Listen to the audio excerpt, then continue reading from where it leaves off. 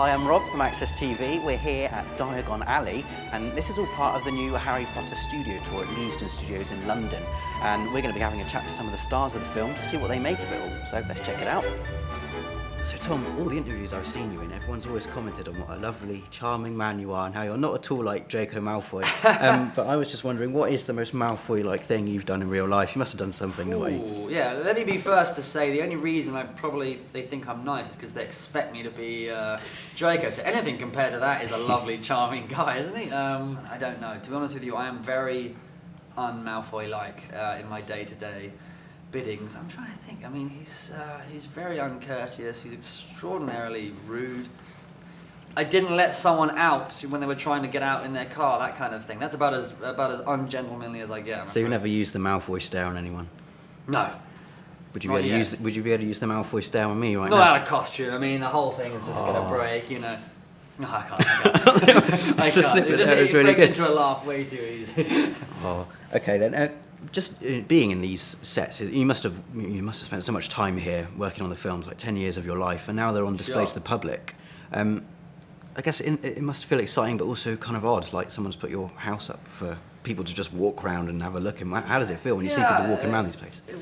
We're incredibly proud, and we're very happy that Warner's echoed that pride, I think. And it's great that like all the unsung heroes are finally going to get a real, hoorah and a cheer, because the actors are kind of at the forefront of the glory, and we really steal the praise without deserving it in the slightest, I think. So it's great that the people that have poured their heart and soul into this for the last 10 years and gone way beyond the calls of duty, now fans are going to get a chance to see their fabulous work and appreciate the attention to detail that the film just doesn't pick up. In the Creature Workshop especially, there's so much incredible stuff in there. I was just wondering, what's your favourite kind of thing that they've cooked up? It's very hard to pick one. I remember, walking through there the first time, just thinking, bloody hell, what are they building there? And obviously that was Aragog when they were building that. The Basilisk, I think, is very cool. I'm a big fan of that. I'm a huge fan of what Nick Dudman and Warwick Davis do together. The fact that, how can they turn such a handsome man as Warwick into a horrific-looking goblin in a matter of 4 hours? So I was really interested in that. I thought that was very cool. Cool. And in the later films, particularly in Half-Blood Prince, you have a lot of very kind of intense, powerful scenes, particularly with Dan, when you have the fight in the bathroom, and quite a lot with Alan Rickman as well. I was just wondering, did you ever have a scene where you really felt shaken up and kind of tense?